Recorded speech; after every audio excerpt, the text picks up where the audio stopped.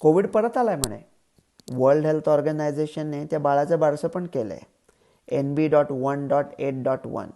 नाम तर सुना नाही होगा. नाही ना, मस्त आहे, सोडून द्या हो, अगदी मामूली येतो. आणि आपण म्हणतो ना, हा परत आला आहे म्हणजे आपण कुठे केला आहे का? आपण त्याला शिकायला पाठवला होता, तो सुट्टीला गेला होता, गावाकडे गेला होता, कसा काय फ्लाईट पकडून येतो आहे का? अख्ख्या जगामध्ये होताच होतो, सगळीकडे एंडेमिक होता.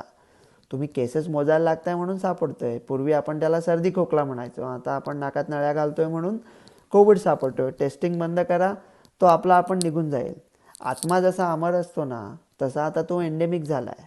आणि आत्मा जसं शरीर बदलतो तसा चॅनल्स बदलतो आणि वेगवेगळ्या माध्यमातून आपल्याकडे येतो, कोविड आला, कोविड आला.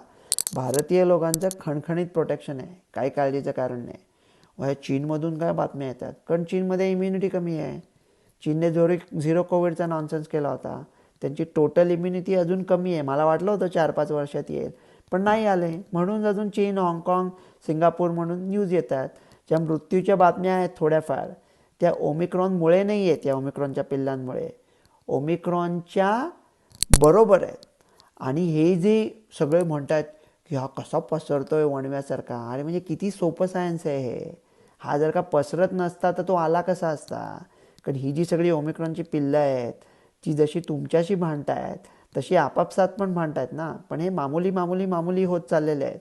मग आता आपण काय करायचं? हा वैद्यकीय सल्ला नाही, पण मी पटकन सांगतो माझ्या अनुभवावरून. हात धुवून काही उपयोग नाही, मास्कचा काय उपयोग नाही, सोशल डिस्टन्सिंगचा काय उपयोग नाही, कोविड अप्रोप्रिएट बिहेवियरचा काय उपयोग नाही. काही याला आपण थांबवता नाही येणार.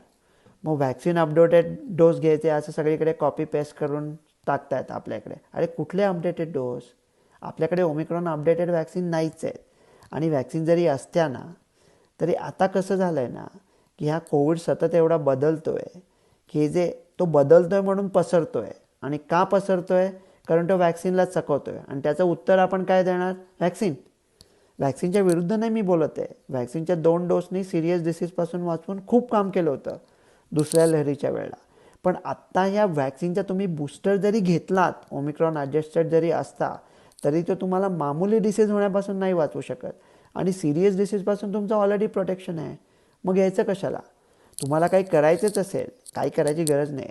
तुम्हाला भीती वाटत असेल तर मी बऱ्याच चॅनलवर सिम्पल प्रोटोकॉल सांगितला आहे, तोच लक्षात ठेवायचा.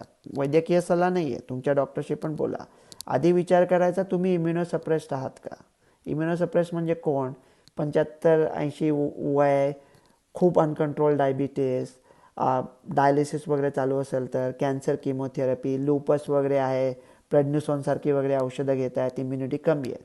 तसे आहेत का? नाही. तुम्ही जर का नसाल, सोडून द्या.